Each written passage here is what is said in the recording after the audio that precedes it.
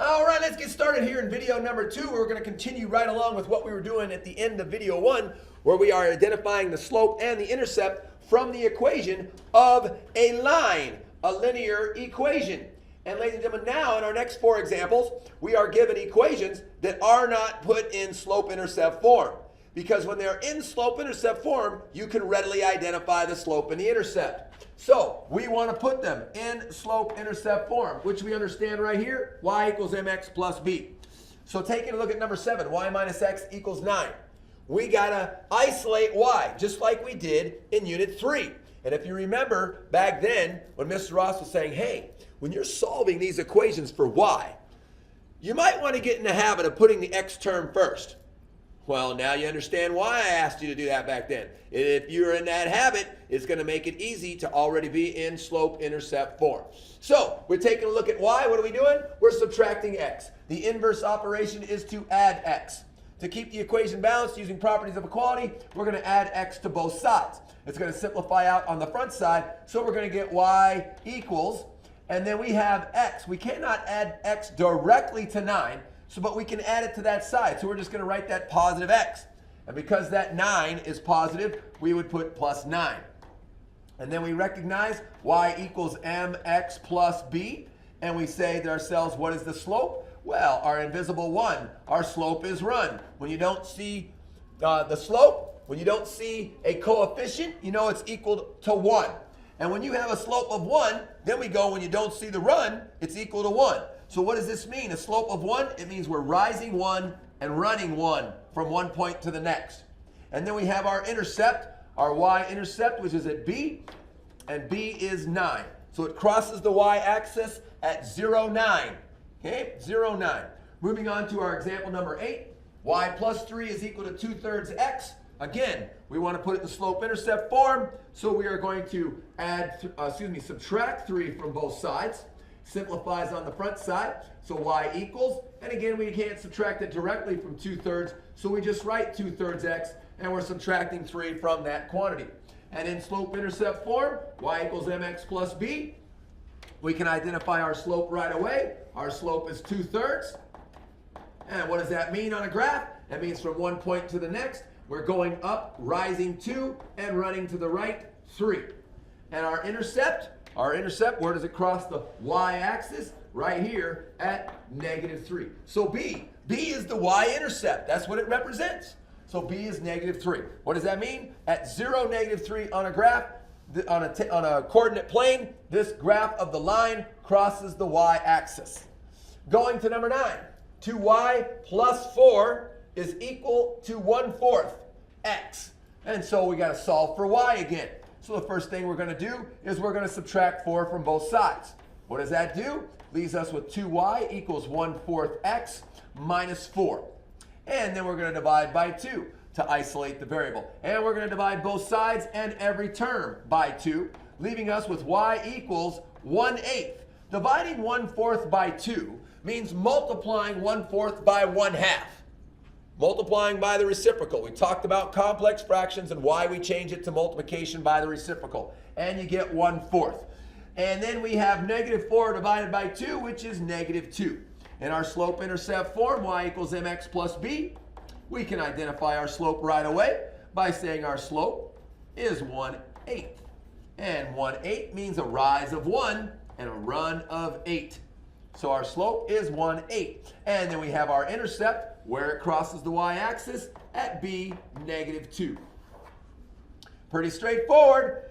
Using everything we've learned before, ladies and gentlemen. Everything we've learned before. Moving right along with our last example for identifying slope and intercept, 6x minus 3 is equal to 9. So the first thing we're going to do is subtract our 6x term from both sides, giving us -3y is equal to, I always like to write that x term first, -6x and a positive 9. So -6x plus 9. Then I got to divide by a -3, both sides, to isolate and keep balanced every single term. On the front side, y is now equal to, well, -6 divided by -3 is a positive 2. And 9 divided by a -3 is -3. Of course, remembering our slope-intercept form, y equals mx plus b, Now we can readily identify our slope. Right here is 2, m equals 2. If you can't see the run, or if you don't see the run, what is it? It's equal to 1. So what does that mean? We're rising 2 and running 1. That's our slope, 2. And what is the intercept? The intercept is where it crosses the y-axis. B is at -3. So this line crosses the y-axis on our coordinate plane at 0, -3. All right? Good. I hope that is clear as mud. And then when you come to class tomorrow with questions, we'll make it even more clear. And you'll understand it even more. Practicing all the things that we're doing, putting it together in another way. Let's continue on, going back to the top of page 592, where we're now going to talk about the big ideas concept of intercepts.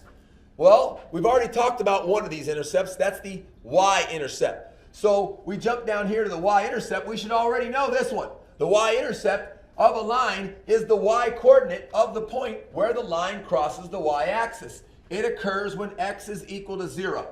So if we go up here to the y-axis, this point right here, x is 0 and y is b. We've already talked about b is the y-intercept. In our formula, y equals mx plus b. So now it connects. Our slope-intercept form helps us connect that y is b. And that connects us to our horizontal line, where we said y is equal to b.